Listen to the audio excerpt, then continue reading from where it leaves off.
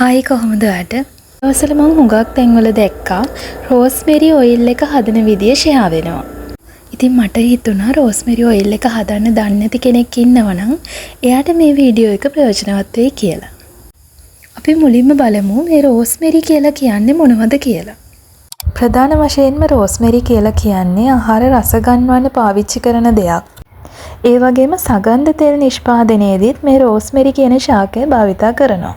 අපි ඊළඟට බලමු මේ රෝස්මෙරි කියන ශාකය රූපලාවන්‍ය ශාස්ත්‍රයට මොන විදියටද අදාළ කරගන්න පුළුවන් කියලා.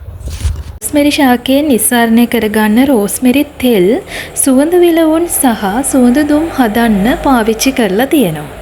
ඒ වගේම මේ රෝස්මෙරි ඔයිල් ෂැම්පූ ඒ වගේම පිරිසිදු කිරීමේ නිෂ්පාදනවලදීත් පාවිච්චි කරලා තියෙනවා. විශේෂයෙන්ම සාම්ප්‍රදායික ඉන්දියානු වෛද්‍ය ශාස්ත්‍රයේ විවිධ රෝග සුව කරන්න මේ රෝස්මෙරි මල් සහ පත්‍රවල සාරය භාවිතා කරලා තියෙනවා. අපි දැන් බලමු මේ රෝස්මෙරි ඔයිල් එකෙන් අපේ හිස කෙස් වලට ගන්න පුළුවන් වාසි ප්‍රයෝජන මොනවද කියලා. රෝස්මෙරිනික් ඇසිඩ් කියන ඇසිඩ් වර්ගය මේ රෝස්මෙරි ඔයිල් වල අඩංගු වෙන හින්දා අපේ හිස් කබලට හොඳ තෙතමනයක් පෝෂණයක් ලබා ගන්න පුළුවන්. ඊළඟට කැනොසික් ඇසිඩ් හරහා අපේ හිස් කබලට හොඳ රුධිර සැපයුමක් ලබා ගන්න පුළුවන්.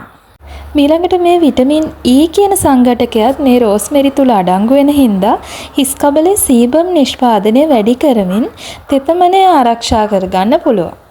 රෝස්මෙරි ඔයිල් වල විටමින් C අඩංගු වෙන හින්දා හිස කෙස් ශක්තිමත් කරමින් ඩැමේජ් හිස කෙස් රිපෙයාර් කර ගන්න පුළුවන්.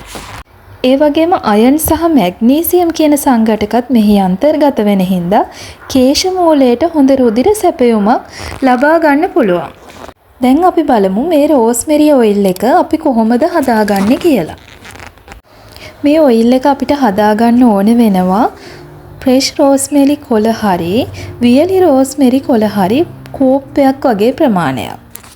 ඒ වගේම මේ ඔයිල් එකේ බේස් එක හදාගන්න අපිට කොකනට් ඔයිල් හරි ජොජෝබා ඔයිල් වගේ ඔයිල් වර්ගයකුත් අවශ්‍ය වෙනවා.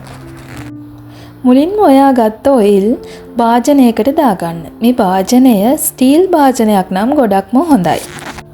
දැන් මේ තෙල් දාගත්ත භාජනයටම පිරිසිදු කරගත්ත රෝස්මෙරි කොළ ටික දාලා මද ගින්න රත් කරගන්න ඔයාට පුළුවන්. එහෙමත් නැත්නම් ඩබල් බොයිල් ක්‍රමයට රත් කරගන්නත් පුළුවන්. මොනම අවස්ථාවකදීවත් මේ රෝස්මෙරි කොළ ටික කර වෙන්න දෙන්න එපා. ඒ වගේම ගොඩක් වෙලා මේක බොයිල් කරන්න යන්නත් එපා. තෙල් එකේ පැහැය යන්තම් වෙනස් වෙගෙන එද්දී තෙල් එක ලිපෙන් බා ගන්න ඔයාට පුළුවන්. තවත් විශේෂ කරුණක් තමයි මේ තෙල් එකට වතුර වැටෙන්න හෝ හුමාලය වැදෙන්න දෙන්නත් එපා. එහෙම වුණොත් මේ තෙල් එක නරක් වෙන්න බලන්න පුළුවන්. ඔයා මේ තෙල් එක හදන්න පාවිච්චි කරන්නේ ෆ්‍රෙෂ් රෝස්මෙරි නම් ඔයාට මේ කොළ ටික තෙල් එකෙන් පෙරලා අරගෙන පිරිසිදු වීදුරු බෝතලයකට තෙල් ටික විතරක් දාගන්න පුළුවන්. ඔයා මේක හදන්නේ වියලි රෝස්මෙරි කොළ වලින් නම් ඔයාට ඒ ටික තෙල් එකේම තියාගන්නත් පුළුවන්. නමුත් දිලීර වර්ධනයක් වෙන්න පුළුවන්කම තියෙන හින්දා ඔයා ඒ කොළ ටිකත් පෙරලා ඉවත් කරගන්නවා නම් තමයි වඩාත්ම සුදුසු. ඉතින් මෙන්න මේ විදිහට තමයි රෝස්මෙරි ඔයිල් එක හදන්නේ. මේ ඔයිල් එකට ඔයාට හිතෙන ඉන්ග්‍රීඩියන්ට්ස් දාන්න යන්නත් එපා. ඉතින් මේ වගේ දේවල් කොයිතරම් ස්වභාවික වුණත් ඔයාට මේ වගේ ස්වභාවික දේවල් පවා ඇලර්ජි වෙන තත්ත්වයක් තියෙනවා නම් ඔයා අනිවාර්යයෙන්ම වෛද්‍ය උපදෙස් මත මේ දේවල් පාවිච්චි කරන්න. ඉතින් ඔයාට ඒ වගේ මෙඩිකල් කන්ඩිෂන් මොනවත් නැත්නම් ඔයාට පුළුවන් මේ තෙල් එක නාන්න පැයකට විතර කලින් හිස් කබල ගල්වන්න.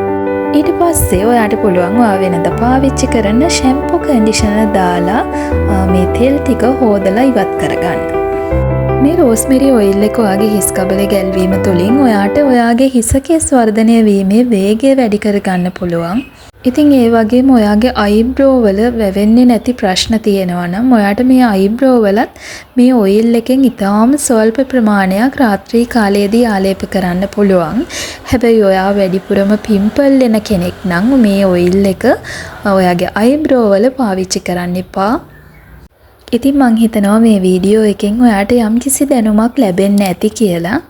ඔයා තාමත් මගේ channel එකට අලුත් කෙනෙක් නම් දැන්ම මාව subscribe කරන්න. එහෙනම් අපි තවත් දවසක අලුත් වීඩියෝ එකකින් හම්බ වෙමු.